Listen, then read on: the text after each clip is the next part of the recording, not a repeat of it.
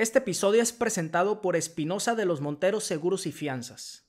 La gran mayoría de los empresarios más importantes del país cuenta con una larga trayectoria y experiencia en sus giros, lo cual los ha ayudado a entender la importancia de proteger sus negocios de los diferentes riesgos que puedan surgir y que, sin importar en qué se especialicen, siempre evalúan las situaciones que podrían presentarse para buscar reducir los riesgos que puedan amenazar la operación de sus negocios.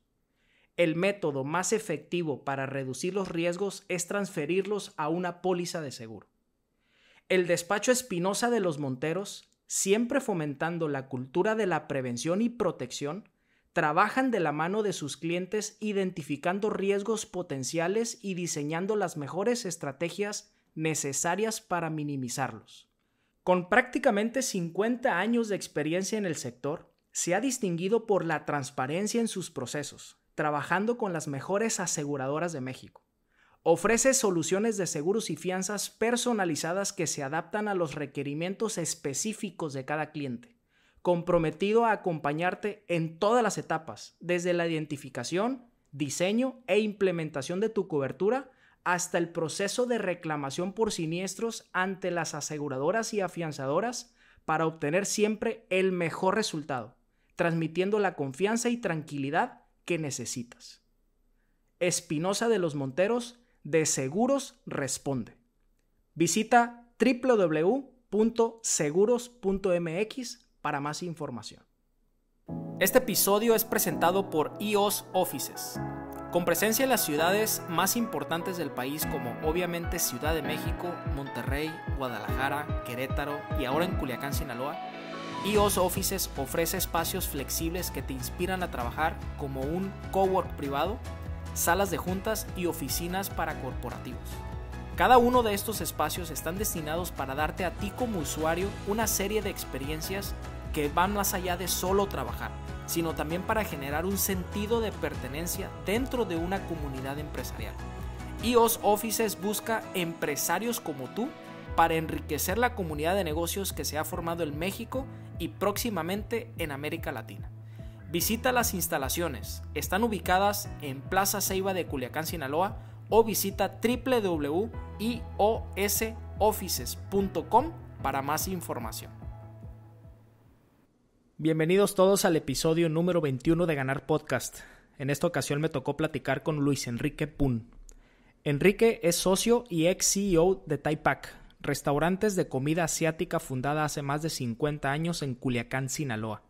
Y también es fundador de Clinking, una plataforma tecnológica de orientación vocacional para apoyar a los jóvenes a tomar la primera decisión importante en sus vidas, su carrera profesional. El señor Luis Enrique Pun siempre se ha caracterizado por su interés en la participación ciudadana. Ha sido presidente de Coparmex Sinaloa y ha sido consejero de Canaco, Codecin y de diferentes instituciones educativas en la región. Es ingeniero en computación por la Universidad Autónoma de Guadalajara y ha recibido formación gerencial en el ICAMI y también formación en alta dirección en el IPADE. El señor Enrique y yo platicamos de la historia de Thai Pac, de los retos actuales para los dueños de restaurantes y de los 5 roles que tiene un empresario. Espero les guste y los dejo en este episodio con el señor Luis Enrique Pun. Señor Luis Enrique, muchísimas gracias por aceptar mi invitación. Bienvenido. Muchas gracias, estimado Ildefonso, Hilde, no sé cómo te digan. Como usted guste, pero si me dicen Hilde, yo creo que mejor, así me dicen todos. Ok, muchas gracias, la verdad, por esta oportunidad de tener esta conversación y sobre todo de enviar un mensaje a tu amplia y respetable audiencia con lo que significa ser empresario, lo que significa participar en la vida pública. Y no significa que vayas a ser un candidato o un funcionario, sino simplemente que hagas valer tus esfuerzos diarios para tener un mejor lugar donde vivir, un mejor lugar donde trabajar.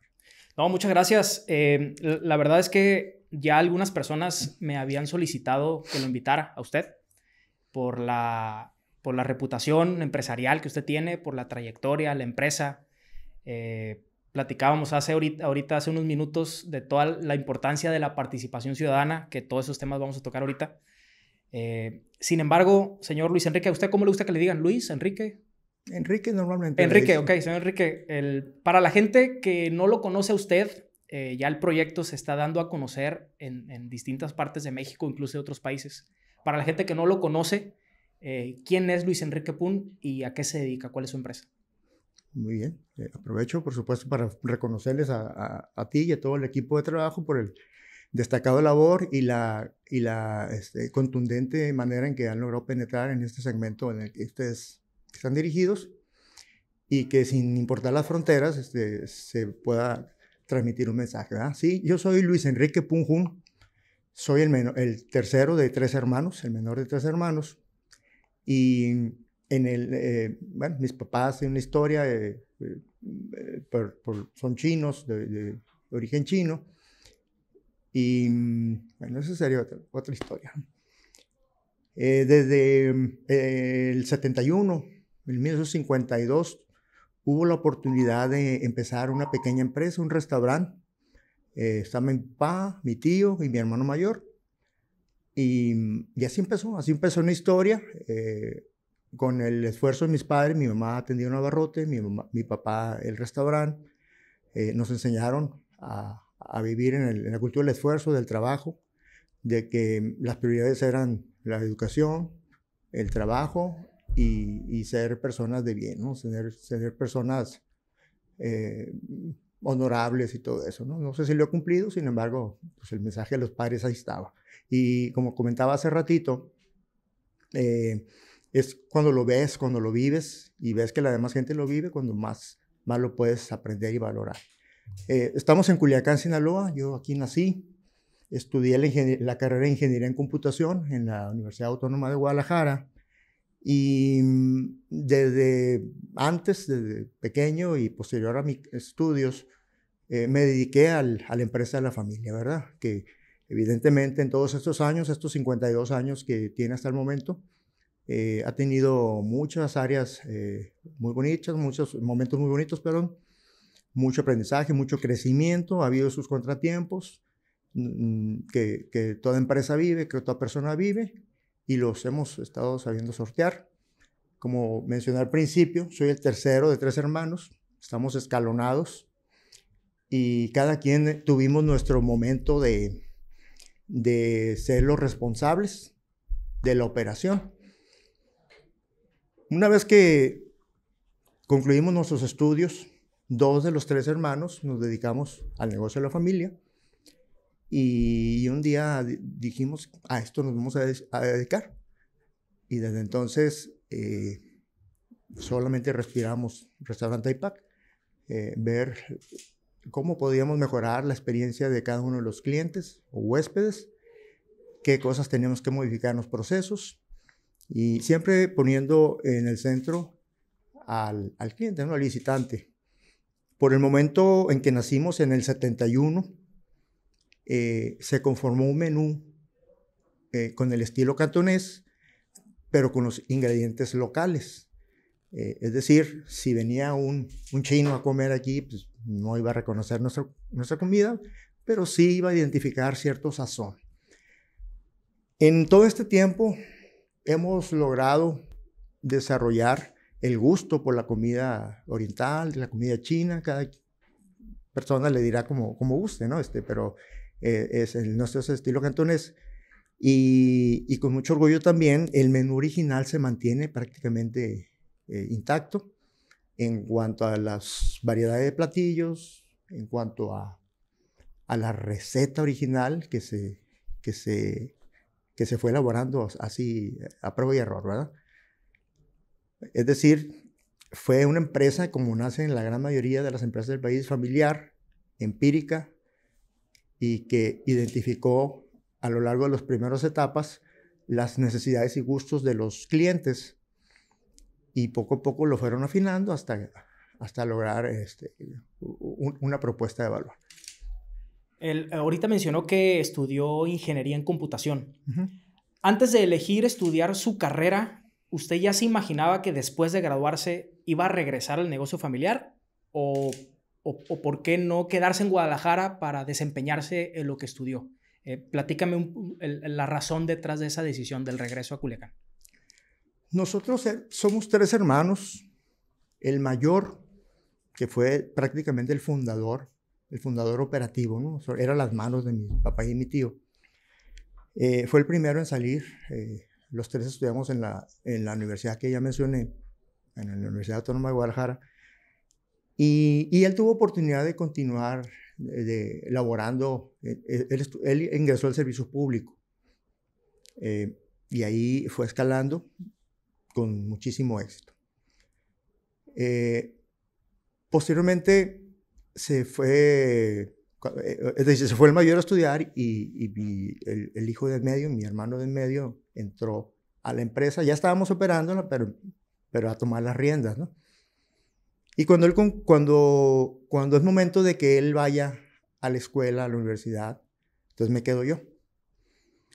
Y cuando terminamos en junio del 84, él terminó sus estudios profesionales y yo terminé mi preparatoria. Entonces él decide regresarse para que el hermano menor pueda salir a estudiar. ¿Sí me doy a entender? O sea, usted. O sea, yo. Entonces mi hermano decidió no buscar trabajo ni nada para regresar al negocio de la familia para que el hermano menor tuviera la oportunidad de continuar sus estudios. Y así fue. Entonces yo cuando termino, decido lo mismo. Decido, en lugar de ejercerla propiamente, regreso a casa para continuar en la empresa de la familia, ¿verdad? Esa fue básicamente la razón. Ahorita, por ejemplo, ¿cuántos años tiene Taipac? En el 52. 52. Ahorita, después de 52 años, pues vemos a una empresa reconocida, grande, con muy buena reputación, muy conocida por todo Culiacán, por los sinaloenses. Es difícil que un culichi no sepa qué es, o sea, es imposible, ¿no? Me gustaría que me remontara a los primeros 3 o 5 años de Taipac. ¿Cuál es la diferencia? Y no me refiero a la tecnología o a la estructura, ¿no? Sino me refiero a la esencia del restaurante. ¿Cuál es la diferencia con el Taipac de los primeros 3 o 5 años con la esencia del Taipac ahorita? ¿Cómo cuando usted entró de lleno al negocio familiar, con qué se topó? Sí, con mucho gusto. Las razones del nacimiento de Taipac también nos podría llevar aquí toda la jornada. Y fue circunstancial. Fue circunstancial que logramos ese local en la Colón entre Domingo Rubí y José María Morelos, aquí en Culiacán, Sinaloa. Esa era una zona de las tiendas de electrónica, era una zona en donde estaba un centro de acopio de plátanos, el centro platanero. Y en ese entonces, en el 71, todo el movimiento económico y financiero de Culiacán era en el centro.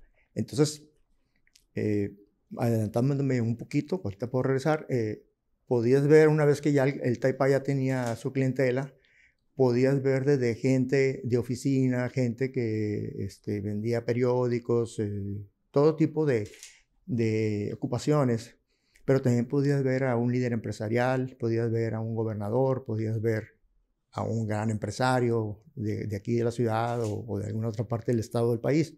Es decir, era completamente democrático, ¿no? Y no había distinciones. Muy incluyente. Ahora es el término, incluyente. Entonces, nosotros tuvimos la fortuna de nacer en ese momento, una ciudad de menos de 200,000 habitantes, y crecer junto con la ciudad. Por eso, lo que acabas de mencionar, es poco probable que alguien no conozca a Taipac.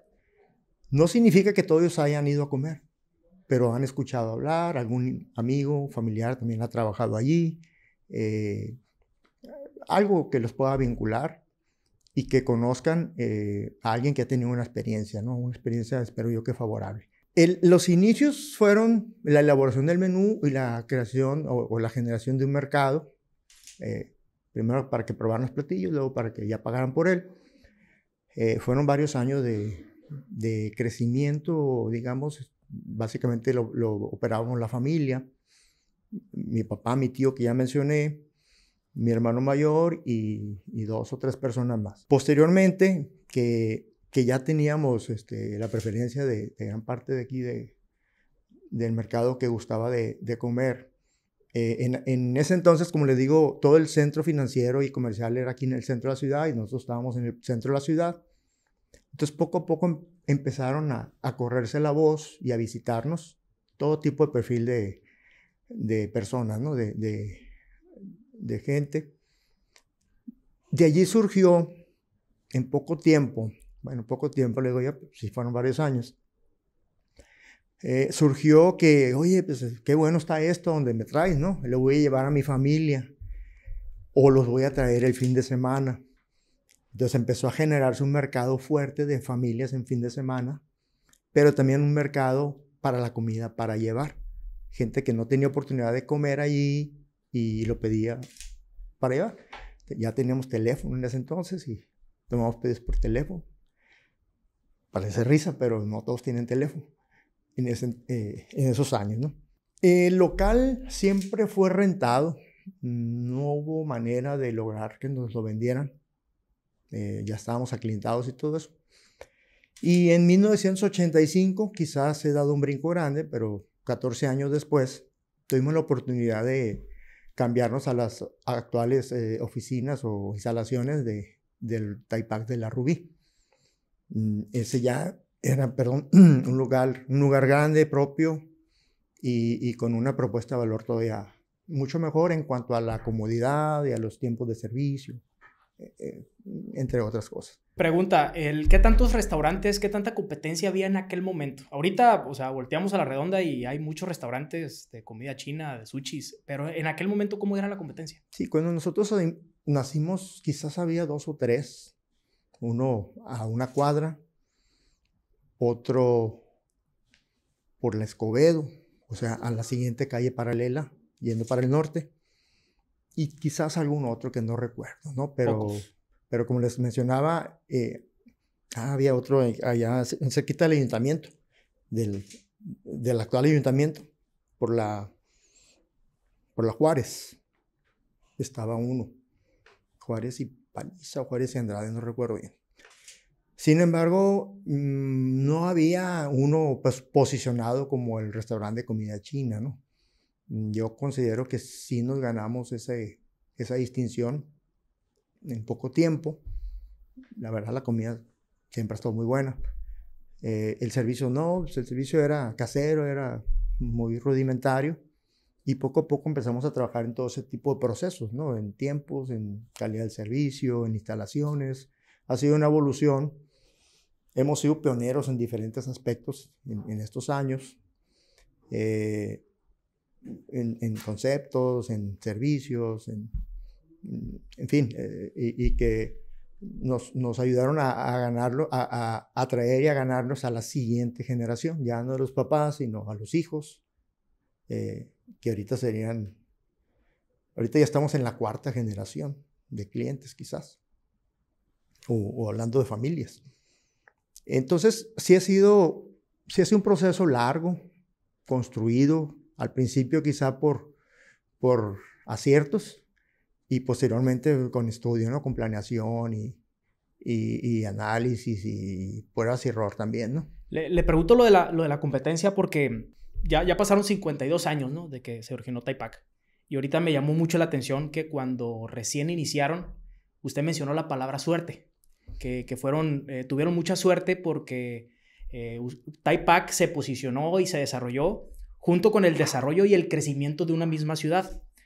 Pero yo creo que esos 52 años, digo, no son de suerte, ¿no? Tuvieron que tener algo muy distintivo de por qué Taipac sí explotó y sí creció y los otros 3, 4 de restaurantes de comida china no. Le platico una experiencia que me pasó en plena pandemia.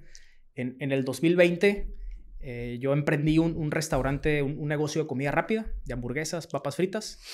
En febrero más o menos, al mes y medio, inicia la pandemia, me empieza a ir muy mal, me empiezo a endeudar, cierro el negocio obviamente 2 meses enteros, pero cuando reabro, como era un concepto nuevo y la verdad tenía muy buen producto, y en ese momento las redes sociales empezaron a pegar mucho, pues me empezó a ir muy bien. 2, 3, 4 meses me empezó a ir excelentemente bien, como nunca lo imaginé. Y antes de que se cumpliera el año, yo con el mismo negocio me aviento con una segunda sucursal. En plena pandemia, obviamente pensando que la pandemia iba a durar 6 meses o menos. Pero me ganó la ambición. O sea, yo me creía que me las sabía todas y decidí apostarle por una segunda sucursal y la verdad es que no estaba preparado. Entonces, yo creo que en ustedes, y ahorita usted mencionó que después de 14 años pusieron, o sea, se cambiaron de locación, ¿no? ¿Qué tan importante ha sido la paciencia y la constancia en la construcción de TechPack? La constancia, sin duda. La constancia. Actualmente nos regimos por dos valores. Tenemos dos frases. Una de mi papá y una de mi mamá. La frase de mi papá es servir con todo el corazón. O sea, lo que yo hago no es para mí, no es como me gusta a mí, sino para el gusto de quien lo va a utilizar o a consumir. Servir con todo el corazón. O sea, no lo hago porque es mi obligación, lo hago porque busco el bien del cliente en este caso. Y la frase de mi mamá es: no hagas planes con sueños, hazlos con trabajo. Es válido tener aspiraciones, es válido verte de viaje con los mejores vehículos o bienes o lo que gustes, está bien. Pero tiene que ser un plan para lograrlo. Entonces, con esto en mente, regreso a tu pregunta. La paciencia se genera ahí. Mientras tenga claridad de lo que pretendes lograr, tengas esos indicadores, a veces de manera muy empírica, a veces ya con un poquito más de estudio, pero tengas esos indicadores que tú esperas vender tanto en un año, pero no te vas a esperar al 31 de diciembre para ver si vas bien o no. Tú puedes ver en febrero y en marzo y en mayo si van cumpliéndose ciertas premisas o condiciones para alcanzar ese propósito. Entonces la paciencia ciertamente la vas generando, pero es la visión y el trabajo con esa pasión para alcanzar esos propósitos, esos sueños, ¿no? Esa frase de su mamá, ¿de dónde cree usted que a ella intentó transmitírsela a la cultura empresarial de la empresa? ¿De dónde le nació? ¿Tuvo alguna experiencia donde lo haya visto para sí misma o en otras personas que se dedicaban solamente a soñar y no hacían nada? ¿De dónde nació ese tipo de filosofía? Es parte del legado que ella nos transmitía obviamente como mamá, pero también como gente con una vida ya reconstruida, con cosas que ella tenía y dejó de tener, con cosas que ella no tenía y alcanzó. No es sencillo ser hija única en China con un padre multimillonario y que llegue un régimen de gobierno diferente en donde les quita todo. Y tiene que trabajar. Ella con estudios y todo tiene que trabajar. Y luego se casa y con un hijo de 3 años, irte a vivir al otro lado del mundo, a un país que no conoces, que no sabes ni dónde está, que no sabes ni hablar el idioma, no sabes español. Y así lo eligieron mi papá y mi mamá. Entonces aquí reconstruyeron su vida. Entonces ellos valoran mucho todo lo poquito que alcanzaron. Ahí sí que literal llegué con 500 pesos y ahorita tengo más de 500 pesos.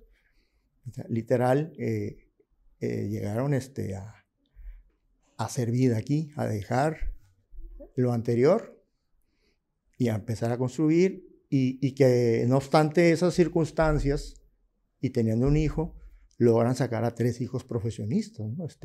A base de trabajo nada más. Entonces son dignos de orgullo y de ejemplo mis papás. Y ese mensaje que su mamá dejó en la empresa, ese legado en la empresa, ¿cómo lo ha llevado usted a su vida profesional y personal? ¿Cómo lo ha aplicado?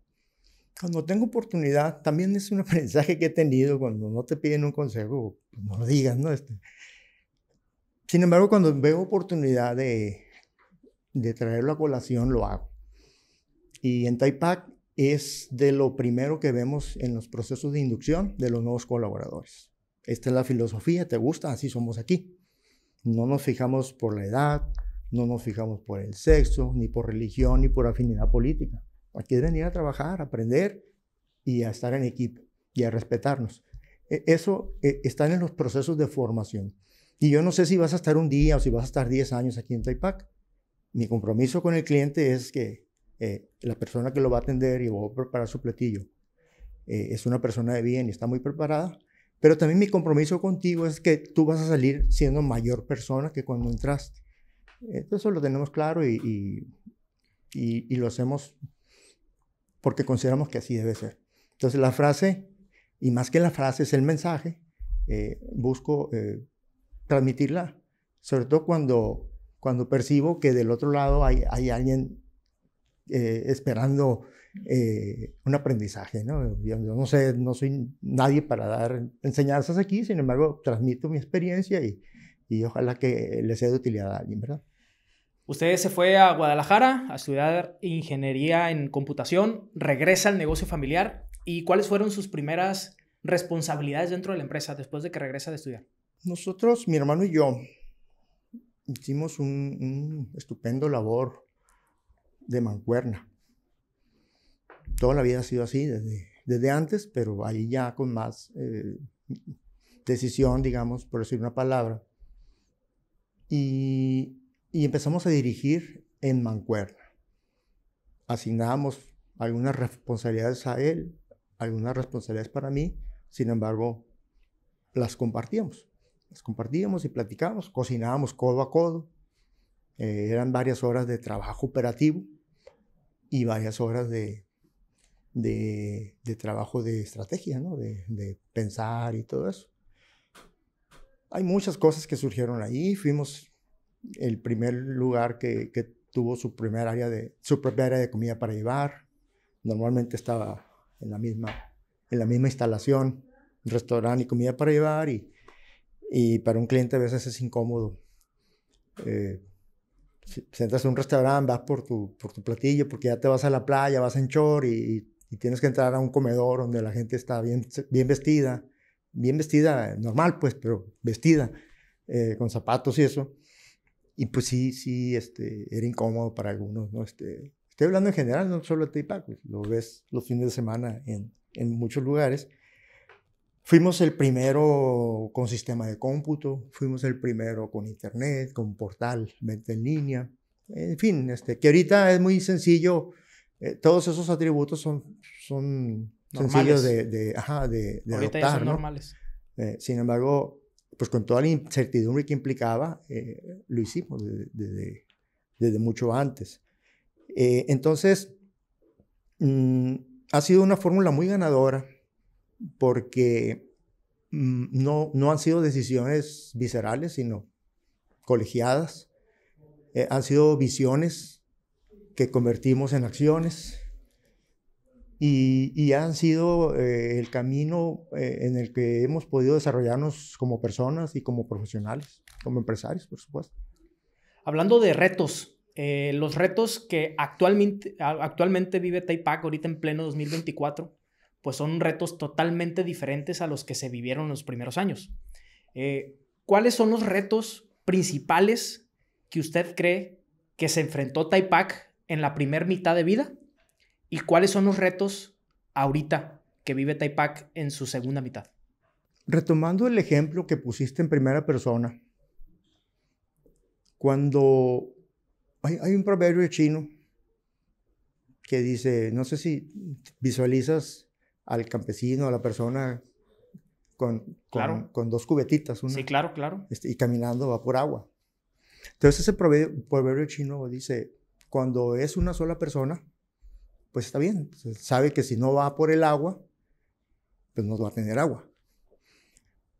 Cuando son dos personas, empiezan los conflictos, porque te toca a ti. En lugar de pensar, cada quien agarra una orilla, a veces nos gana la flojera o la envidia, y pueden empezar las primeras fricciones. Cuando son tres personas, puede ser el acabose, ¿no? Porque hey, le toca a ti, no, yo estoy muy ocupado, en fin, hay diferentes pretextos.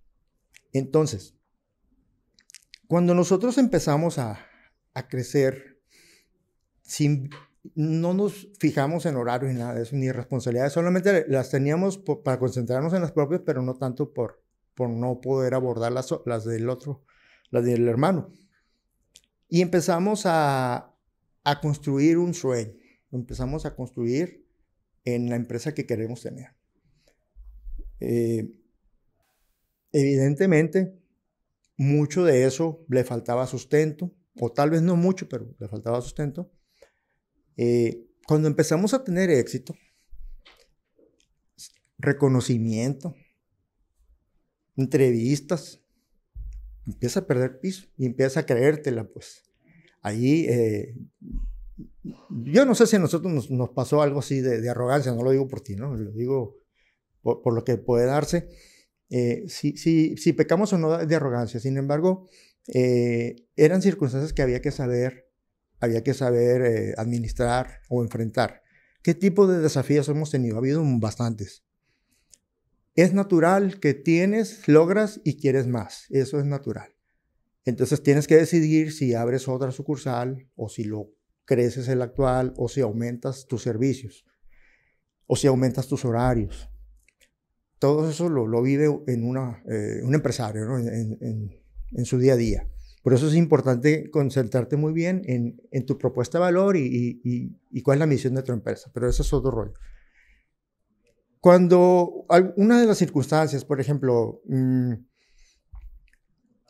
cuando nos cambiamos de ubicación, te comentaba hace ratito, perdón, que el mundo financiero y comercial era en el centro, pero la ciudad empezó a crecer. Empezaron algunos centros comerciales y nosotros, por cuestiones de que no se pudo conseguir el local, nos tuvimos que cambiar a la ubicación de Rubí, entre Aguilar Barraza y Juan José Ríos. Ahí sí ya es en el segundo cuadro. Es el primer cuadro, pero en realidad ya te saca del centro propiamente.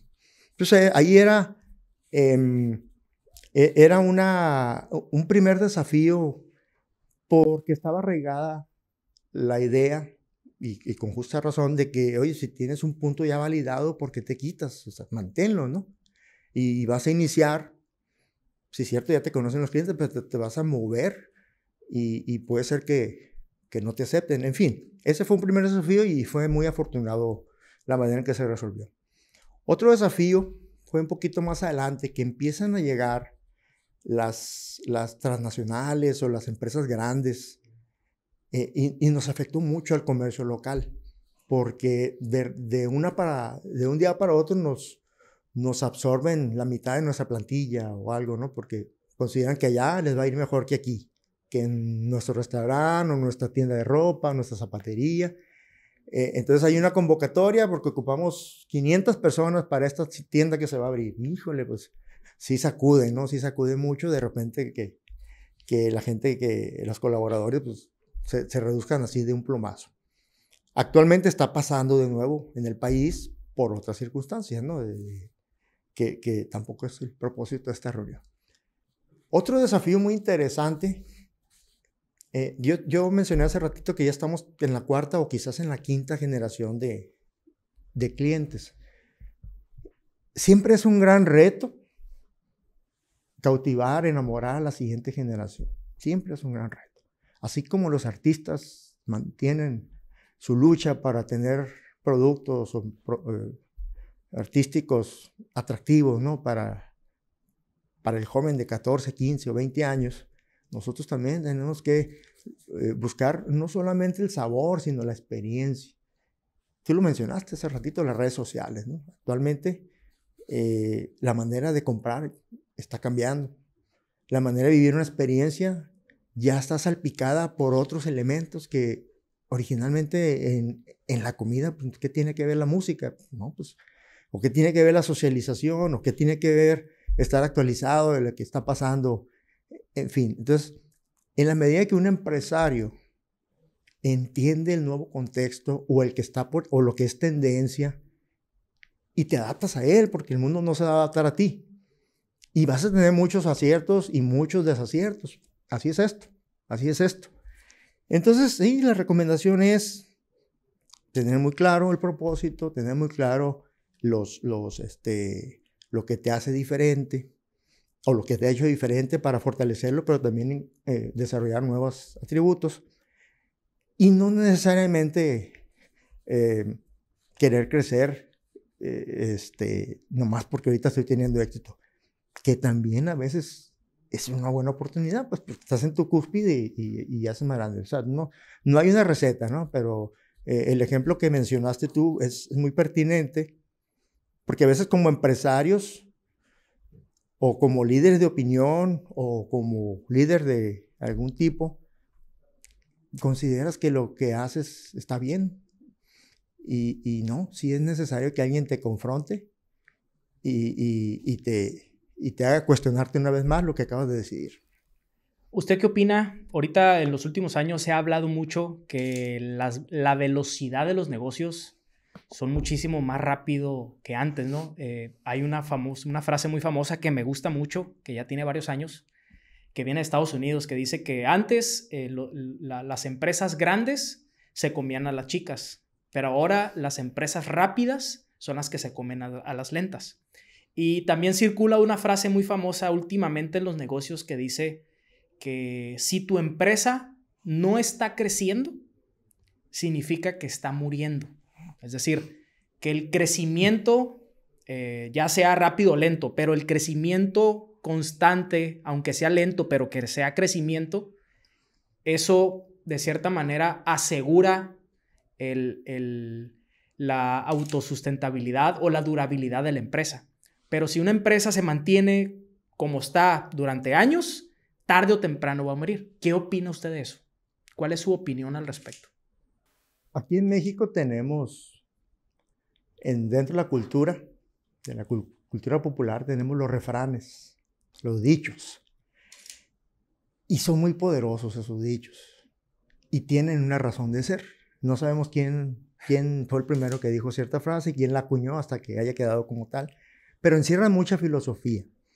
Pero también encierran esa filosofía para ciertas circunstancias. Lo que acabas de mencionar es completamente cierto. Sin embargo,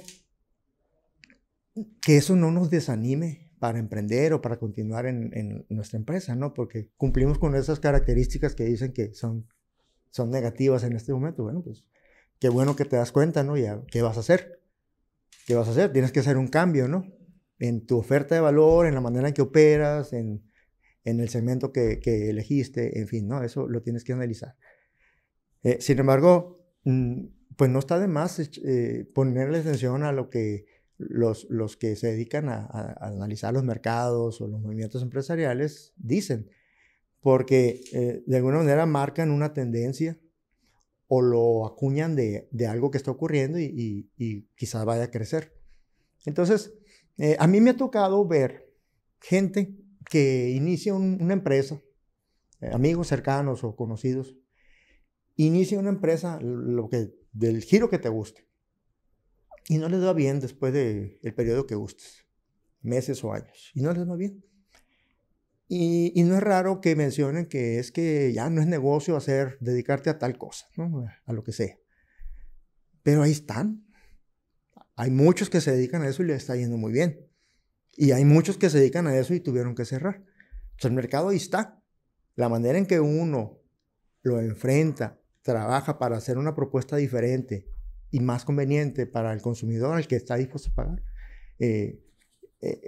Esa es la clave, pero no es sencillo, pues. Tienes que estar muy metido en la operación, en el conocimiento, en la percepción que está teniendo tu cliente o tu consumidor y hacer los ajustes en tu empresa, ¿no? Porque finalmente lo más importante para una empresa es la permanencia.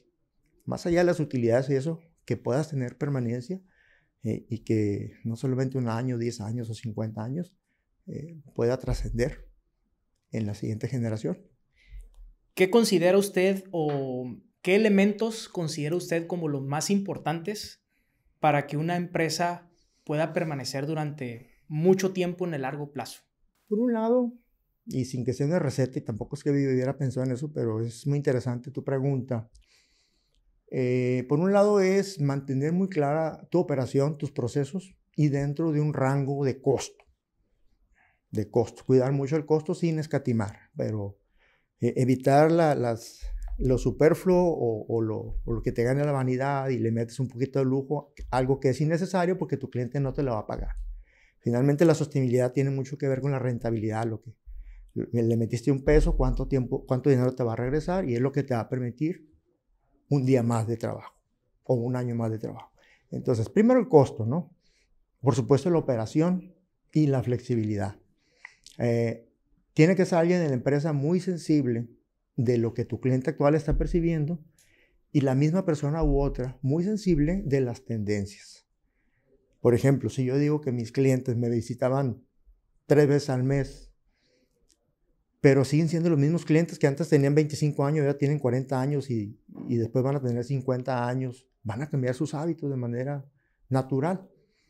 Sea el producto que sea, pues, sea ropa, sea alimento, sea entretenimiento. Por eso tienes que seguir cautivando a las siguientes generaciones. Y sus papás son una gran referencia. Y gánate el papá y gánate a su hijo. Digo, no, eso no es una receta, ¿no? Pero es una posibilidad porque el hijo ya lo está conociendo el producto. Incluso hay hijos que van a un lugar o compran en un lugar donde no estén sus papás. Y luego descalifican ese lugar porque es a donde voy con mi papá, entonces yo ya no voy ahí.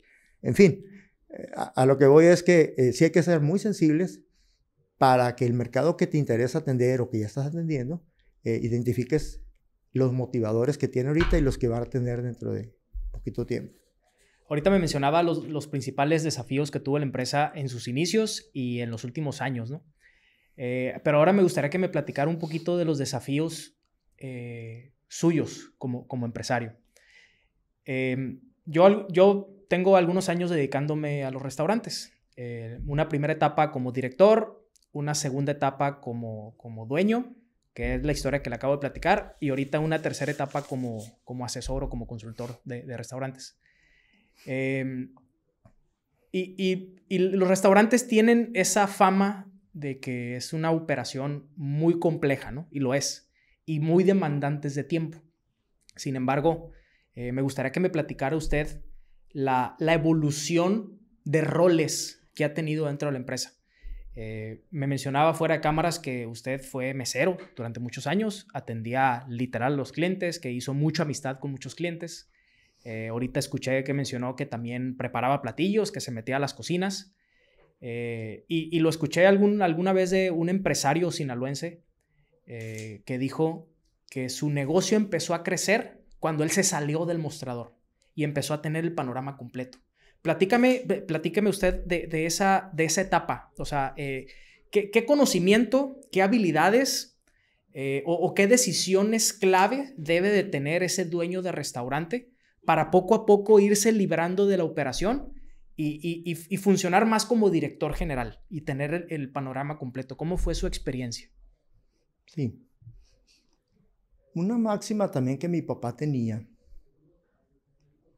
o que alguna vez mencionaba más que otra cosa, él era cocinero, él fue cocinero, él creó las recetas y todo el taipán. Y muchos años fue cocinero. Y él decía, yo no le doy de comer a mis clientes, el cliente es el que me da de comer a mí. Y ahí está la esencia de un empresario. Si tú haces lo que haces para cumplir tus sueños, o si tú haces lo que haces para satisfacer al cliente, para que a él le guste y quiera regresar. Actualmente en Taipei decimos, nos esforzamos en cada momento para que cada huésped tenga un momento que quiera repetir, una experiencia que quiera repetir, que quiera regresar mañana o en el siguiente festejo o en el siguiente nacimiento o en el siguiente cierre de negocio. Entonces, con eso en mente o con ese contexto, nosotros no había de otra, había que trabajar en el negocio de la familia, muchos años lo estuvimos haciendo, era parte de nuestra vida, compaginar estudios y trabajo. y evidentemente mucho trato con la gente que trabaja con nosotros y con los clientes, ¿no? En un negocio como un restaurante, pues sin duda, ¿no? Que es demandante y físicamente, emocionalmente, y hay temporadas altas, hay temporadas muy altas y hay temporadas muy aburridas, ¿no? Y hay que ver cómo se paga la nómina. A medida que crecimos y que empezamos a generar una estructura que nació de manera muy natural.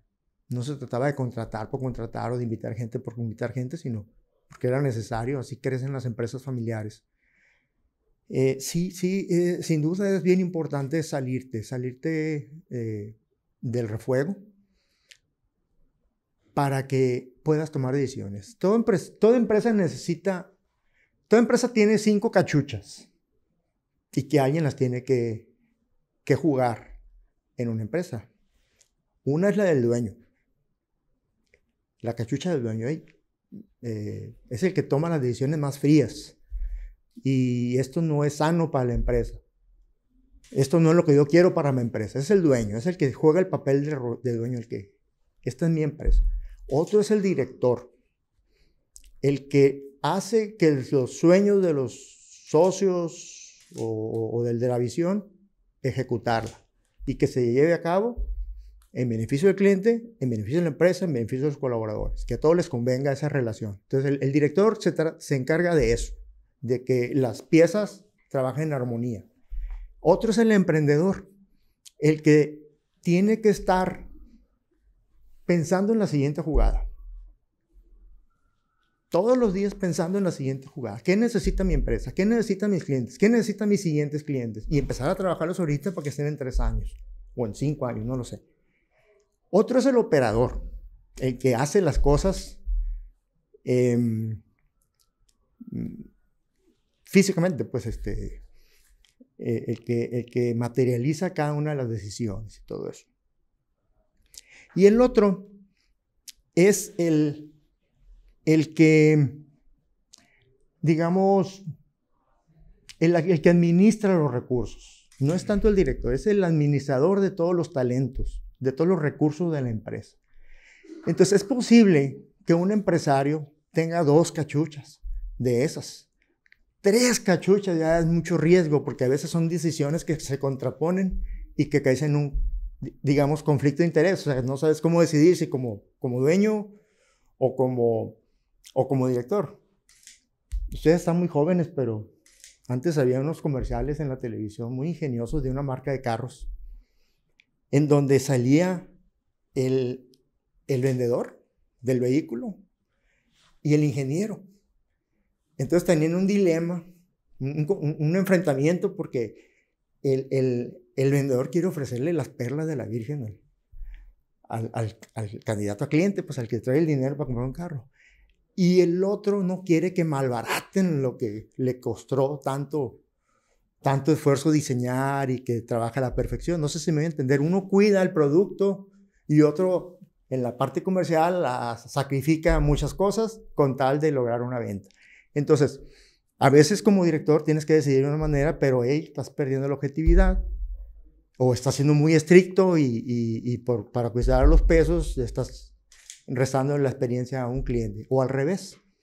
A veces estás ofreciendo de más y estás reduciendo la rentabilidad de la empresa. En fin, entonces, sin duda, cuando tienes que tomar decisiones, tienes que salirte del refuego. Oye, me cae muy bien, esta persona está desde los inicios con nosotros trabajando, pero últimamente ha tenido estos comportamientos. Oye, pues, ¿qué haces, pues? ¿Te vas por la parte emocional o qué tipo de remedio le pones? No hay solución para eso, ¿no? Cada quien sabrá esas circunstancias, pero ese es el tipo de casos que se viven de manera cotidiana en todo tipo de empresa. Salirse es bien importante, estar cerca del cliente también es bien importante, estar cerca de la gente con la que colaboras es bien importante. En fin, no hay recetas, ¿no? Hay gente que le funciona de una manera y que le funciona de otra. Enrique, me encantó Las 5 cachuchas, nunca lo había visto así, pero por más que nos guste y nos apasione y amemos una empresa, siempre va a haber actividades o roles que no nos gusten tanto. Dentro de estas 5 cachuchas que usted mencionó, ¿cuál cree que se le dio de manera natural o cuál cree que le guste más y qué cachucha cree que no le gusta tanto? A mí me gusta mucho la del emprendedor. Me gusta mucho la del operador. Es apasionante la operación. ¿A poco? Es apasionante. Aunque sea desgastante y todos los días, 24/7, es lo que le gusta. Eso no se siente. Estar en una cocina del Taipag en verano es divertido. Y ahorita está más fresco. Antes que eran todavía más cerrados, sin extractores y eso. Ándale. Pero es muy emocionante poder preparar un platillo sin saber para quién y estar convencido que le va a gustar. Un arroz frito, un chauvin, un poquito de salsa de ostión, el pollo con piña que me queda bien bueno. Está bien bueno. No lo he probado ese. Ahora comí de eso, de hecho. Órale. Pregunta, paréntesis, ¿no le ha aburrido la comida? O sea, en el sentido de que, a ver, no, un mes no quiero comer. ¿O ha habido etapas? ¿O cómo es ese...? A mí, Enrique Puz, no. Quizás a otras personas que sí quisieran cambiarle. Okay. ¿A usted nunca le ha aburrido la comida? No. Por un lado, porque tenemos una variedad amplia. Qué chilo, sí. Por otro lado, me gusta mucho. Claro. Y por otro lado, porque estoy midiendo la calidad del producto que hacemos. Órale. Porque lo pido y nadie sabe que es para mí. Pues no es que lo vayan a hacer especial para mí. Claro, pues. claro. Órale. Entonces, la operación, regresando a la pregunta, la dirección también. Sin embargo, reconozco que no soy el mejor para, quién sabe, para cuidar los recursos. Hay quien dice que soy muy agarrado y a veces yo veo que no me alcanza el dinero, ¿no? Pero es una parte divertida, pero no tan sencilla para mí. Me gusta mucho la parte comercial, la parte de el contacto, de generar experiencias. Disfruto mucho eso. Me gusta mucho el contacto con los colaboradores, con los clientes, por supuesto. Pregunta, entre estas cachuchas que acabo de mencionar, las voy a repetir por si la gente que nos escucha o nos ve se pierde. La número 1 es la del dueño, la número 2 la del director, la número 3 el del emprendedor, número 4 el operador y número 5 el administrador, el administrador de los recursos. Son 5 cachuchas, son 5 actividades, 5 roles, 5 objetivos diferentes. Hace algunos episodios entrevisté a Tobías Ricardo Lozano, director de Tonicol. Y yo le pregunté, oye, ¿cuál es el reto o cuál es lo más difícil de trabajar en una empresa familiar?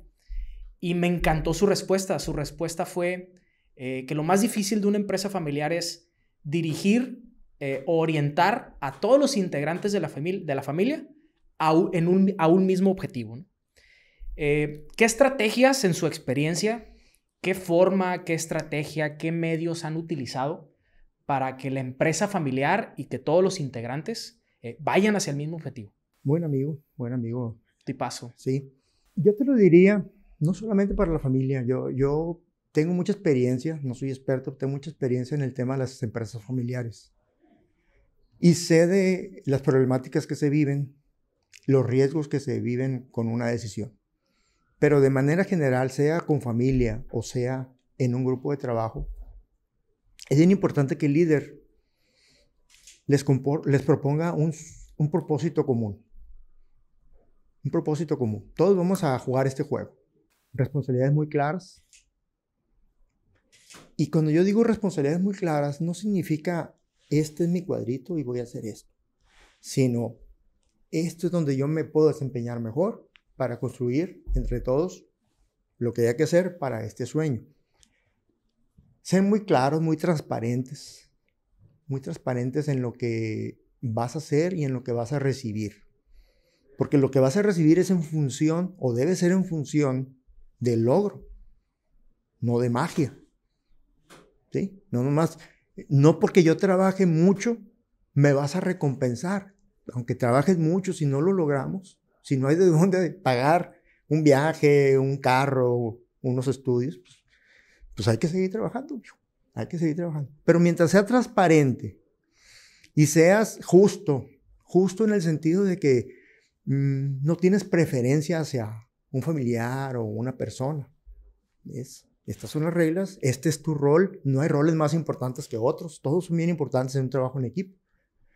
Entonces, eso no garantiza, pero aumenta la probabilidad de que, por un lado, se alcance el sueño, pero por otro lado, todos estemos tranquilos entre familiares o entre desconocidos, pero estamos aquí trabajando juntos.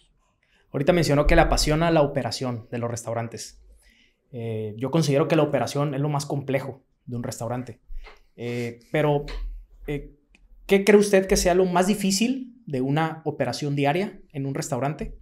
¿Y cuáles son esas claves para tener una operación diaria sana? O sea, ¿cómo es su forma de operar y de hacerlo bien? Hace muchos años tuvimos un muchachito, un joven, pues, cocinero. Y una vez platiqué con él, estoy hablando de hace bastantes años, ¿no? Pero platiqué con él y, oye, a mí me gustan mucho tus platillos, le dije yo. ¿Cómo le haces? Porque quizás era demasiado joven él. Sí, era mayor de edad y todo eso, pero quizás era demasiado joven y pues quería entender yo por qué lo hacía con ese gusto. Y me dijo él, es que cocinar es un arte, me dice. Cocinar es un arte. Y me dio algunos pues quizás criterios o la manera en que él veía la labor que él realizaba. La operación, y también, no más para acotar, al máximo evito problemas difíciles, contratiempos que hay que resolver. En la operación es eso. Situaciones por resolver. Situaciones por resolver. Áreas de oportunidad también decimos cuando un error está muy grande, son áreas de oportunidad. ¿El mejor entrenador quién es? El mejor entrenador es el colaborador más renegado, el que no cumple las reglas. Es nuestro mejor entrenador. Cierto. El cliente que se queja de todo y nos regresa todo. Cierto. Y nos dice que estamos... Ese es nuestro mejor entrenador. Entonces, lejos de enojarnos por tener esas circunstancias, hay que agradecerlo y valorarlo para descubrir ahí un aprendizaje. Entonces, así como en el arte, por eso lo mencioné, lo del arte, cocinar es un arte. Un platillo que tiene una receta está mucho a la parte subjetiva de quien se lo va a comer. A mí me encantó y tal vez a ti no. Así es esto. Cuando es alguien que con frecuencia viene y pide el mismo platillo y hoy no me gustó, bueno, ahí le quita subjetividad y hoy es diferente a los estándares, está bien. Pero hablando en general, este mismo platillo a él le encantó y a él no. Es parte de la magia del trato con un cliente.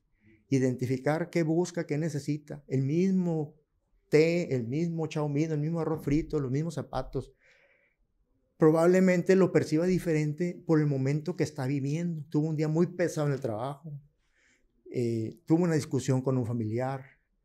Ganó un premio, un reconocimiento. Entonces, esos factores, uno como gente que está en el servicio, lo debe de percibir para reducir la molestia o el contratiempo que tenga o aumentar la satisfacción con lo que estoy haciendo yo. No sé si me doy a entender. Totalmente. Okay, entonces, mi vida ha sido así.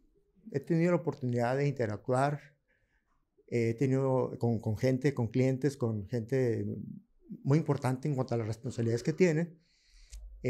Pero también he tenido la oportunidad de llevar a cabo proyectos propios, he tenido oportunidad de compartir ideas, de confrontar ideas, de participar de manera pública, ciudadana, pública en el sentido de organismos empresariales.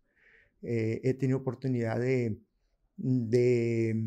mi calidad de presidente de consejos de vinculación en algunas universidades, he tenido oportunidad de vincular a los estudiantes de bachillerato o de universidad con empresas para que se les abran oportunidades ya sea de prácticas profesionales o de empleo, de primer empleo. Es bien importante eso de las oportunidades de primer empleo.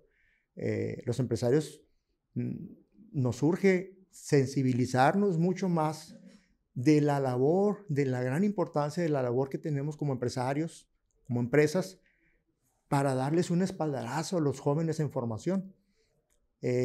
La principal razón por la que le negamos el empleo a alguien que lo solicita por primera vez es la falta de experiencia.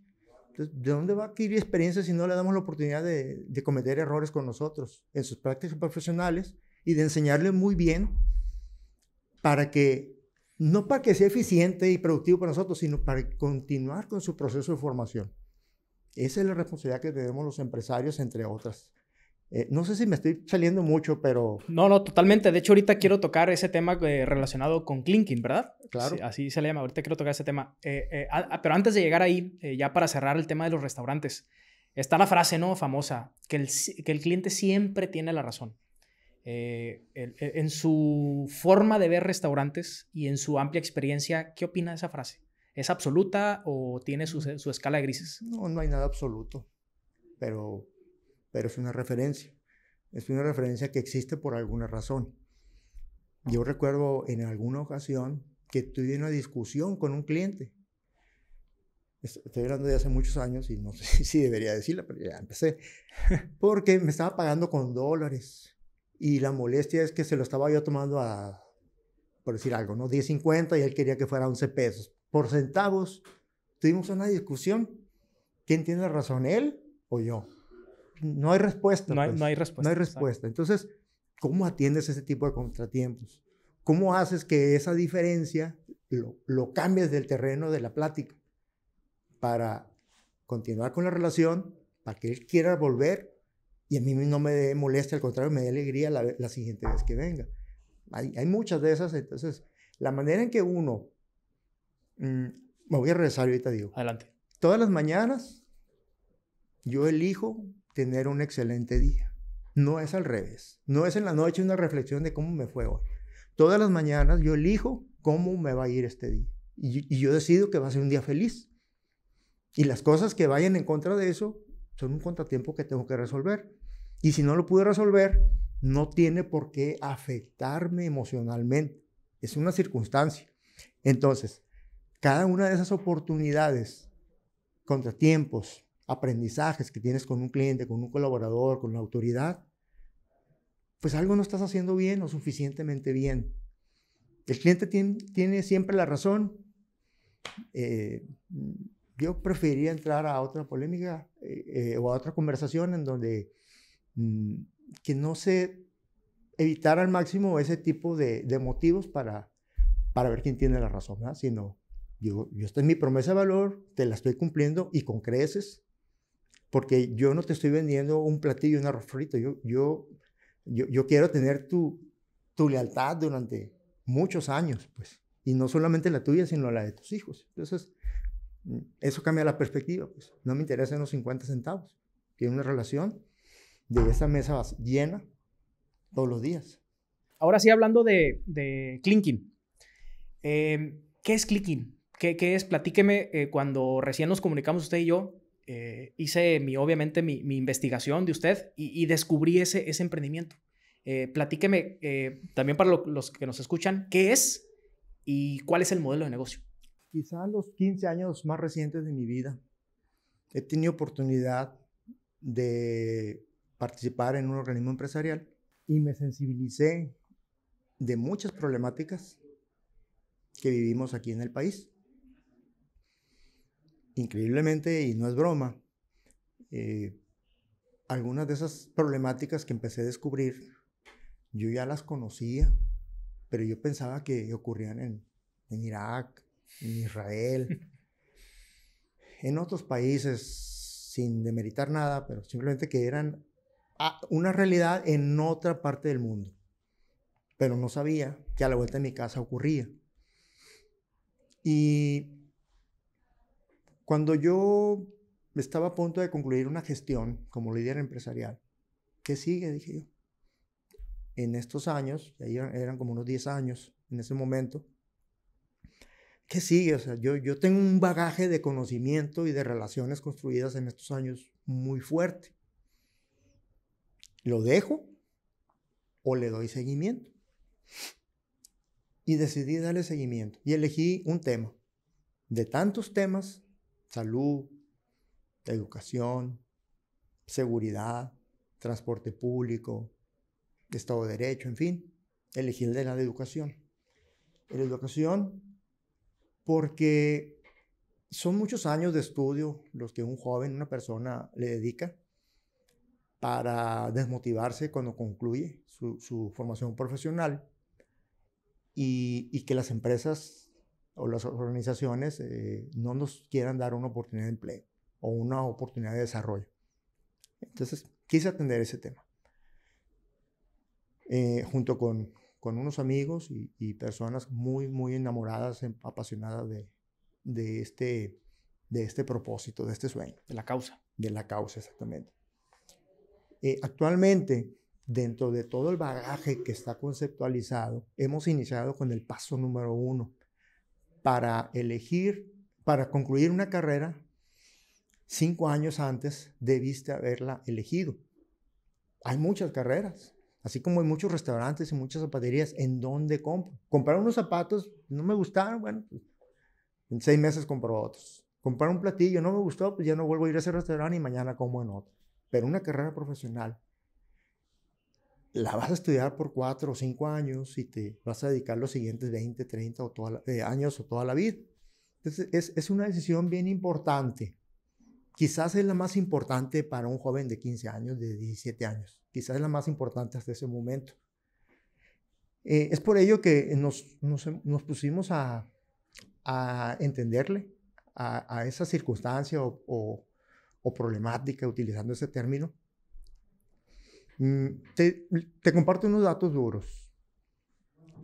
Cada año, en promedio, de cada 100 muchachos que ingresan a sus estudios profesionales, aquí en México, antes del tercer semestre, de esos 10, 4 se cambiaron de carrera. Algo no está bien. Algo no está bien en los esquemas y procesos de orientación vocacional que se viven en las escuelas de bachillerato o con las mismas autoridades o incluso en casa. ¿Cuál es el papel de los padres de familia cuando su hijo ya va a elegir su carrera? Le impone le ayuda a investigar, le pregunta, lo deja ser libre para que él lo decida lo deja ser libre para que él elija su camino. Son muchas interrogantes para diferentes segmentos y no hay respuestas correctas. Lo que sí es un hecho es que cada año se integran a estudios profesionales una gran cantidad de jóvenes con aspiraciones de una vida mejor. Por eso nosotros en Clinking tenemos un proceso, les facilitamos un proceso para que primero se conozca, identifique esas fortalezas, esos gustos que tiene. Seguramente en los resultados que el sistema le entrega, muchas dicen, sí, pues yo ya sé que soy así, sí. Pero es muy probable que algunas de esas características, a poco sí. Que te digan, a poco sí. Y empiezas a relacionar, es que una vez hice esto. Sobre todo si tienes cerca a alguien que te ayude a interpretarlo, aunque el sistema por sí mismo está muy sencillo para que un joven de esa edad lo responda y lo entienda, lo lleve a tomar la decisión de carrera. Posteriormente, vives un proceso en donde el sistema, sin que tú lo sepas, te valida varias veces el mismo aspecto para que no estés respondiendo a la ICEBA. ¿Por qué hacemos esto? De nuevo, porque en ese momento el joven está inmerso en un proceso de autoconocimiento. Primero los elementos internos, el conocimiento interno y posteriormente los externos. Una vez que tienes las carreras que el sistema te entrega con base a tus respuestas, te dice, esta carrera se trata de esto. Porque hay muchas carreras que tienen nombres diferentes, cada universidad le puede bautizar a su modo, y está bien. Pero quizás el joven cuando ingresa a sus estudios no tiene idea o no tiene claro de qué se trata la carrera. ¿De qué se trata? ¿Cuál es el perfil de ingreso? Tú tienes que tener estos conocimientos básicos si quieres que te vaya bien en tus estudios profesionales. Ese sustento. Ustedes saben que hay algunas materias normales y hay unas que que son seriadas, pues que en tercero llevas cálculo 2, por decir algo, ¿no? Pero si no si no llevas bien fundamentado lo cálculo 1 o en medicina o en agronomía también, seguramente debe haber algunas materias que es importante que las lleves de manera gradual. Si las bases no las llevas bien, probablemente los siguientes semestres sean un sufrimiento, y si bien por amor propio la concluyes, probablemente no haya sido feliz en estos 4 o 5 años de estudios y probablemente no la ejerzas por elección, porque no te gustó, pero la terminé porque le quería entregar un documento a mi papá. No sé si me voy a entender, ¿no? Totalmente. Entonces, ¿y por qué estoy en esto? Por supuesto que por los jóvenes, básicamente por los jóvenes. Pero ¿por qué es importante que el empresario lo escuche?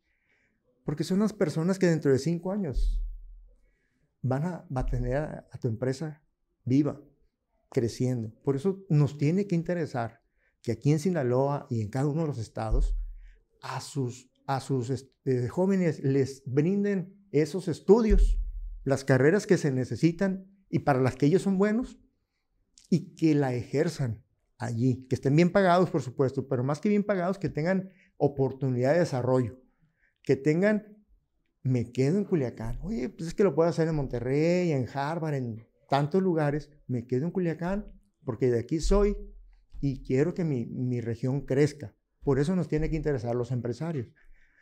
Por un lado, ayudarles a que no todos quizá tengan la oportunidad de conseguir un sistema de este tipo, ayudarlos a que lo puedan responder, y por otro lado, más adelante, brindarles espacios para que practiquen y darles coaching, proyectos.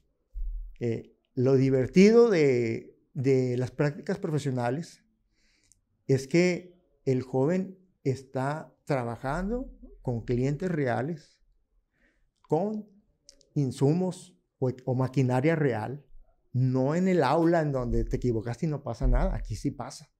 Aquí sí pasa. Entonces aquí hay un nivel de compromiso y responsabilidad muy grande. Y sobre todo aprecian mucho la confianza de quien les está dando esa oportunidad. Por eso nos tiene muy entusiasmados, muy apasionados. Lo hacemos con mucha pasión, pero lejos de la parte visceral. Lo hacemos con la convicción de que es necesario. Los datos duros que mencioné al principio, ahí están. Y es muy benéfico para la región y para el país. Y también por supuesto, para ellos, ¿no? Porque se van a sentir... nosotros les garantizamos que van a ser muy felices en su vida académica si la eligieron por vocación y no porque vas a ganar mucho, no es porque ahí se inscribieron mis compañeros de la prepa, no porque mis papás quieren que estudie eso, no. Esto es porque es lo que a mí me apasiona, lo que yo sé hacer muy bien, y ahí voy a pulir con nuevos conocimientos y procesos. Y finalmente, una vez que concluya, vas a ser muy probablemente muy exitoso en tu vida profesional. Por eso lo hacemos. ¿Y esta empresa, hace cuánto tiempo lo emprendieron y cómo funciona? ¿Solamente es una encuesta? ¿Es un examen? ¿Cómo funciona? Yo soy más filosófico. Es un sistema de orientación vocacional que a través de una serie de cuestionamientos, de priorizaciones, lleva al joven a un proceso muy profundo de introspección y posteriormente de elegir con base en lo que a ti te gusta. Entonces, ciertamente son preguntas, pero son ahí más bien escenarios en los que él tiene que ir de la mano para ir respondiendo cada una de las etapas, y posteriormente te va a entregar 6 carreras, las más afines a ti. No es lo mismo que yo te diga, es que tú eres muy bueno para administración. Oye, pues sí, de verdad, soy muy buen administrador. Pero no es lo mismo que yo te diga eso, oye, tú eres muy bueno para administración de recursos minerales, a que eres muy bueno para administración de empresas, o eres muy bueno para administración en temas escolares, académicos, porque son campos de acción muy diferentes incluso. Y a ese nivel de detalle llegamos en los resultados. Tenemos presencia en casi todo el país ya. Las escuelas que nos han brindado la confianza para que sus estudiantes utilicen nuestro sistema para la elección de su carrera profesional. ¿Tiene costo para el estudiante o tiene costo para la institución? ¿O para los dos? No, es un solo costo, ¿no? ¿Quién lo paga? Eso lo deciden allí. Okay. Que son las políticas de la institución. También lo puedes comprar en línea, que es una plataforma que puedes comprar en cualquier momento. Lo puedes responder, un joven de bachillerato lo puede responder sin la ayuda de alguien, de un tutor. Está escrito tan sencillo para que no tengas mayores contratiempos para responder, para entender lo que se te está preguntando, o incluso en algunas que pueden ser confusas, es parte del proceso. Es parte del proceso.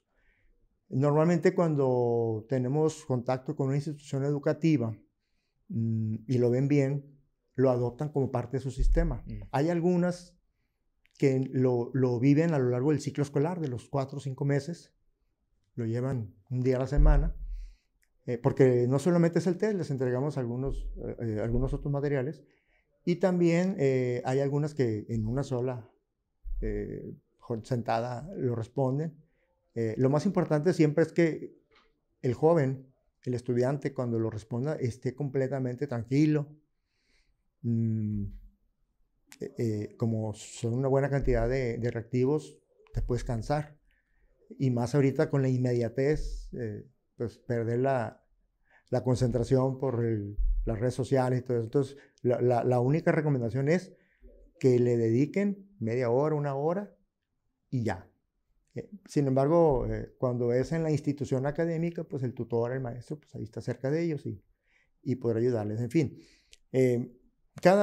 tenemos mucho aprendizaje de cómo nos han utilizado algunas instituciones. Han sustituido sus sistemas anteriores por el nuestro, cosa que también nos da mucho orgullo, ¿no? Mucho orgullo, no por la otra empresa, por supuesto, ¿no? Sino por saber que estamos brindando un servicio de mucho valor. Ojalá que, como no es un tema, la orientación vocacional no es algo que estés haciendo cola para conseguir o para informarte.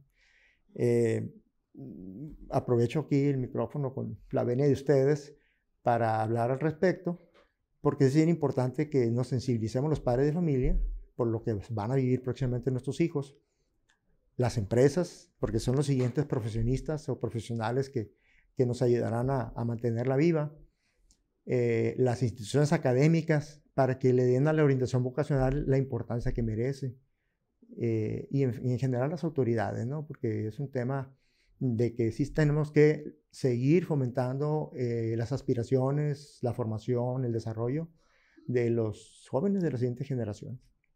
Mencionábamos fuera de cámaras que usted ya tiene aproximadamente 15 años haciendo participación ciudadana, ¿no? Uh-huh. Que se le nota que usted es un apasionado de ese tema. Sin embargo, así lo veo yo, ¿no? Desde mi perspectiva, desde gente más o menos de mi misma generación, un poquito más grandes, un poquito más chicas, en su mayoría, y en algunos temas me incluyo, ¿no? Estamos viviendo como mucha apatía en esos temas, ¿no? No sé cómo era antes, no sé si antes era menos apatía o era igual, pero yo considero que se vive cierto grado de apatía. ¿Por qué cree que ahorita las nuevas generaciones tienen como marcan esa distancia de la participación ciudadana? ¿Y por qué usted, que ahorita es más importante que nunca la participación? Obviamente estoy hablando de participación ciudadana empresarial, no de participación política pública, ¿no? Sino política más empresarial. ¿Cómo la ve?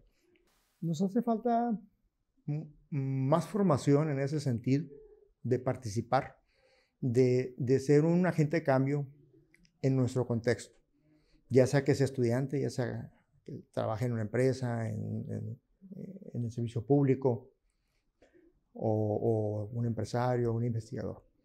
No es raro escuchar la frase de que nos movemos en nuestro metro cuadrado y que incluso consideramos que lo que hacemos está bien. Soy un buen ciudadano porque no cometo estas fallas, estas faltas de tránsito o de derecho, cosas de ese tipo. A veces nos hace falta pensar, soy un buen ciudadano porque hago esto por mi comunidad, hago esto por mis vecinos, hago esto por mis compañeros. Y no lo hacemos porque no lo hacen por nosotros, quizás. No tengo la respuesta, ¿no? Es el día a día también. ¿Cómo lograr? Y en lugar de apatía es cómo generar ese interés que lo quieren hacer.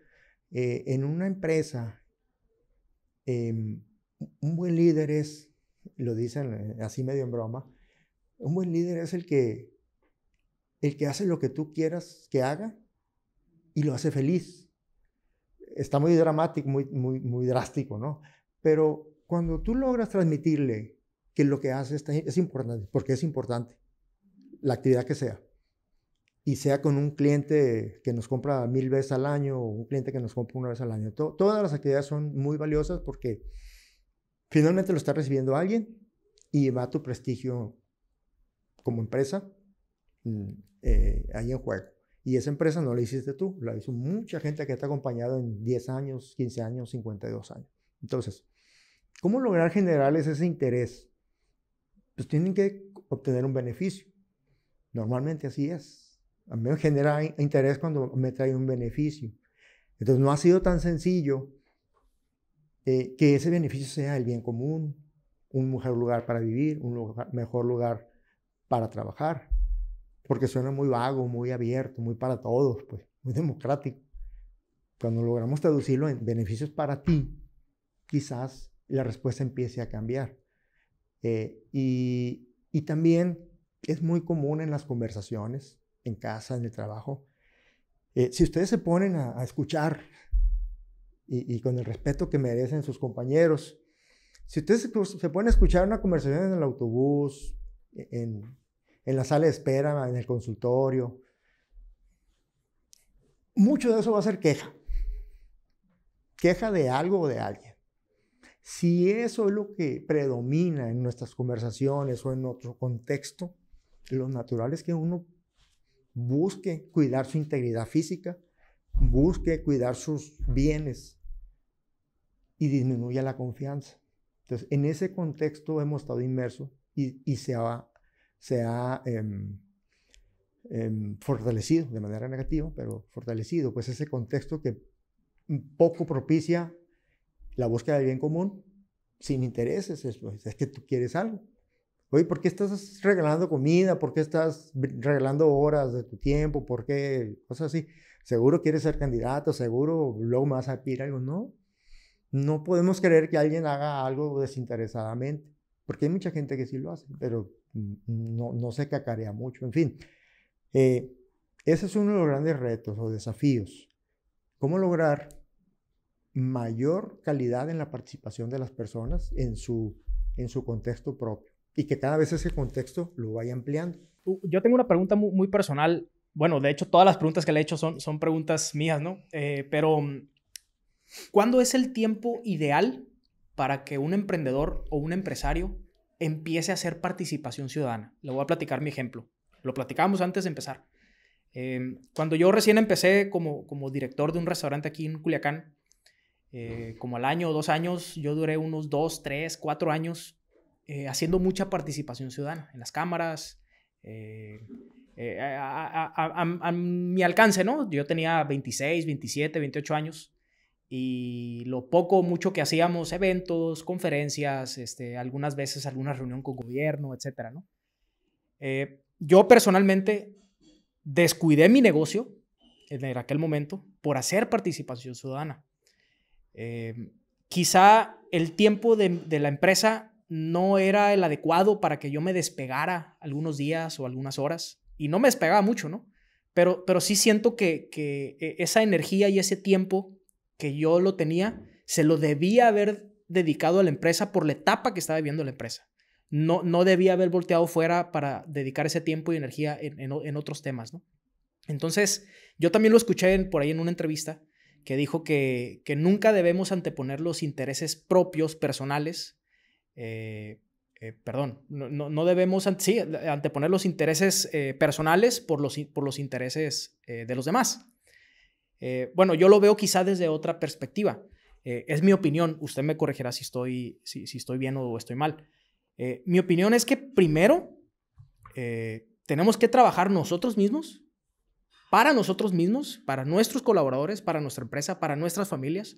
Y una vez que tengamos cimentadas las bases correctas y tengamos una base sólida, tanto empresarial, financiera, familiar, yo creo que es mucho más sencillo y mucho más sano aportar desde esa posición, ¿no? En cambio, cuando uno tiene inestabilidad, porque cuando un emprendedor en sus primeros 2 o 3 años es la etapa más complicada, ¿no? Hay inestabilidad. El modelo de negocio, pues todavía no sabemos si funciona. El cliente no lo tenemos tan definido, el producto o el servicio. Vuelvo a la pregunta que le hice al inicio. ¿Cuándo es el tiempo ideal para empezar a hacer participación ciudadana? Los dos principales criterios o aspectos que cuidamos las personas son la seguridad, la integridad física y el alimento. Si yo tengo eso solventado, puedo hacer lo que quiera, normalmente. Si no logramos que nuestra empresa tenga ese sustento para conseguir ese alimento, ¿y a qué me refiero con eso? Una persona elige asumir una nueva responsabilidad, ya sea ciudadana o otra empresa, o entré en la sociedad con alguien que me invitó, o tengo la afición por algún deporte y le voy a empezar a dedicar a eso. En fin, lo que le sumas a algo se lo restas a otra cosa. Exacto. Eso es normal. Y está bien. ¿Cómo dejé a la empresa en manos de quién la dejé? Dejé los controles y la supervisión debida. ¿Qué pasa si tengo que regresar de emergencia? Hay muchas cosas que reflexionar y no puedo darte una respuesta. ¿En qué momento para participar? Ya. Siempre es ya. Sin embargo, sí es bien necesario que para que no sea un pesar estar haciendo algo ciudadano o alguna nueva aspiración o pasión por alguna actividad y descuides lo que ya tienes, una empresa, la familia, un sueño de estudio. ¿Cómo dejaste eso? ¿Cómo está operando actualmente? ¿Qué pasa ante una contingencia? Entonces, siempre es bien importante que uno tenga claro para qué empieza la otra responsabilidad. ¿Por qué empiezo a hacer participación ciudadana? ¿Por qué me inscribo en este nuevo club? ¿Por qué entro de líder empresarial? Porque de ahí tengo la capacidad de incidir en las autoridades para que nuestro gremio pueda seguir operando bien. Esa sería una frase que dice un líder empresarial, ¿no? Sin embargo, no sé si para tu consuelo, no es un caso raro. Muchos líderes empresariales lo viven o lo vivimos. Por eso no es a pesar de, sino es cómo deja uno organizado a su vida, su trabajo, sus otras responsabilidades, porque vas a hacer otra. Porque aquello tiene que seguir caminando. Tienes que seguir cuidando de esa integridad física, las paredes, su vida y el alimento. Cómo consigues el recurso para seguir sosteniendo una nómina, el pago de servicios o lo que necesitas para brindarle un servicio a tus clientes. Si eso está solventado, te da libertad de emprender alguna otra actividad. Muy bien, excelente. Señor Enrique, pues doy por cerrado este capítulo. Tocamos muchos temas. Quiero agradecerle primero por aceptar mi invitación. La aceptó de manera muy rápida y con muy buena actitud. Se lo quiero agradecer muchísimo. De verdad que muchísimas gracias. ¿Usted tiene algo que agregar? No sé, nos escuchan, le digo, nos ven mucha gente. Si alguien que nos escucha quiere contactarlo a usted para alguna asesoría o para hacer algún tipo de negocio, ¿cómo lo pueden contactar?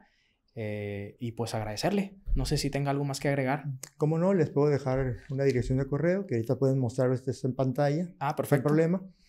Y también a través de ustedes, si lo consideras apropiado. Por ¿no? supuesto, sin ningún problema. Finalmente tú eres quien hace posible, ¿no? Que quien nos escucha ahorita y le causó interés a algo, pues que haya podido verlo y de igual manera eres el responsable de permitirme a mí expresar algunas ideas que espero que esta experiencia de vida también le sea útil para alguien y no tenga que pasar 52 años para lograr algún beneficio o alguna satisfacción, ¿verdad? Sí quiero decir algo más. En este momento, las familias están buscando lo mejor para cada uno de los miembros. La manera en que incidimos nosotros como personas, como líderes de familia, como hijos de familia, como miembros de una institución, de una organización, es bien importante tener claro que lo que hagamos o dejemos de hacer nos va a afectar o beneficiar a nosotros, pero también al futuro. Más que en temas trillados y muy soñadores, simplemente es una elección. Cada día yo elijo que me va a ir muy bien hoy. Cada día yo elijo que voy a participar. Si me hacen una invitación, yo puedo decir que sí o que no. Pero, ¿cuál es el valor de participar en una entrevista, en una charla empresarial, en una charla estudiantil? ¿Cuál es el valor de eso? ¿Qué de lo que yo sé o transmita le puede ser de utilidad a alguien y que le ayude en su formación, en su crecimiento o en su visión de la vida? Entonces, los invito mucho a que como jefes de familia inspiremos y animemos a nuestros hijos a no pensar solamente en sí mismos, sino en que sí tienen que lograr cosas gracias a su esfuerzo, pero también tienen que ser benéfico para la comunidad. Y para la comunidad es a través de obras, participación, exigencia. Pero antes de exigir hay que proponer, no es solamente exigir. Estoy hablando en general, ¿no? En la política y en cualquier organización. Entonces el mensaje final es que ya no me refiero a las familias y a la participación ciudadana, a los empresarios. Por un lado, este tipo de ejercicios en donde alguien le pregunta a un empresario su experiencia de vida, seguramente son muy benéficos porque en cabeza ajena podemos experimentar cosas y retroalimentarlo con el tipo de cuestionamientos que hay que hacer, porque de lo que se trata es de generar más gente con la aspiración de emprender algo, de crear una comunidad mejor, generar oportunidades de trabajo, de servicios, de impuestos. Todo debe ser un círculo virtuoso en lugar de estar limitando o quejándose o solamente ver por lo que me conviene a mí, ¿verdad? Traté de cerrar con un mensaje muy para diferentes frentes, pero el espíritu es lo mismo. Tener éxito empresarial no es la chequera, no es la cuenta bancaria, es hacer lo que te hace feliz, lo que te apasiona. Aprender de la gente que ya vivió por algunas circunstancias y que quizás las vivas y quizás no, sin embargo, pueden ser situaciones análogas a la que estás viviendo y no necesariamente va a ser exitosa si instrumentas tal cual, pero sí tienes más oportunidad de comparar. Ocupamos nuevas generaciones de líderes políticos, empresariales, académicos. Es a través de la exigencia. De nuevo, no es de protesta, sino es de cómo te ayudo a tener mejores programas educativos, cómo te ayudo a tener mejores servicios como municipio. En fin, todo eso. No es posible que solamente esperemos que recibir. Tenemos que aportar y lo más importante es aportar el tiempo. Cierro con esto. Cuando estábamos en medio de la gran remodelación que hicimos en 1995 del TAIPAC, fue un cambio completamente de 180 grados, no en los platillos, pero sí en la propuesta completa de valor, hasta el logotipo cambiamos. A mitad de proceso nos dijimos, mi hermano y yo, si esto lo hubiera sabido desde el principio, no le entro. Todo lo que implicaba remodelar pero estando operando, ¿no? De manera simultánea. Y lo dijimos en broma, evidentemente lo dijimos en broma. Cuando tienes muy claro lo que quieres lograr, todos esos son circunstancias. Por resolver, situaciones por resolver. Así es. Entonces, los animo a que emprendan, participen ya, pero no nomás así, porque sí, ¿no? Por bonito, sino porque ya está sustentado, resuelto, no resuelto, pero sí administrado de manera apropiada el negocio que está en camino, que estás trabajando, pues, y para iniciar otra cosa, lo que decíamos ahorita. Señor Enrique, pues muchísimas gracias y lo felicito por toda su labor. De verdad que muchísimas gracias y nos vemos a la próxima. Muchas gracias. Muchas gracias a ustedes. Hasta luego. Este episodio es presentado por Espinosa de los Monteros Seguros y Fianzas.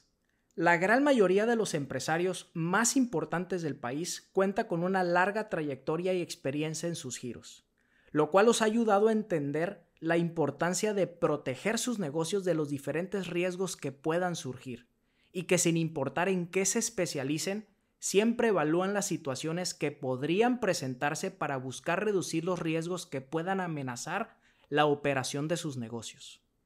El método más efectivo para reducir los riesgos es transferirlos a una póliza de seguro. El despacho Espinosa de los Monteros, siempre fomentando la cultura de la prevención y protección, trabajan de la mano de sus clientes identificando riesgos potenciales y diseñando las mejores estrategias necesarias para minimizarlos.